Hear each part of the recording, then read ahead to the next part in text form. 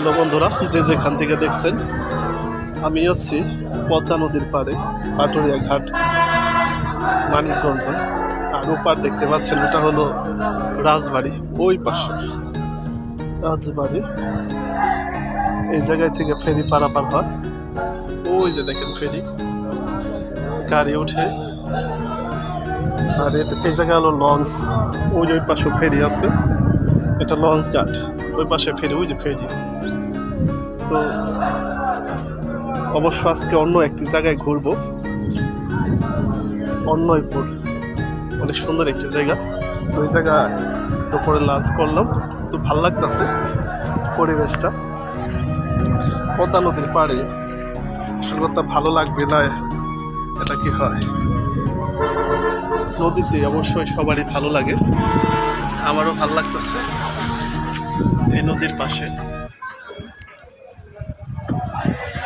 পাটুরিয়া ঘাট।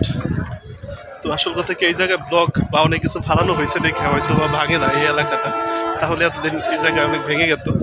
তো আমি মোটামুটি আরও 4-5 মাস আগে আমি আসছিলাম। এই যে জায়গাতে কোনো চর ছিল না, এই দেখতে পাচ্ছেন যে এই জায়গায় চর উঠেছে। এই যে এটা চর পড়েছে পদ্মা নদীর। আর ওই পাশে যমুনা, এই পাশে পদ্মা, মানে 3 নদীর, মানে এই জায়গায় এই হলো যমুনা, এটা পদ্মার এই পাশ, মানে 3টা নদী একসাথে হয়েছে। তো একটা জিনিস এই জায়গার একটা বিষয় আছে যে 2 নদীর পানি 2 রকম।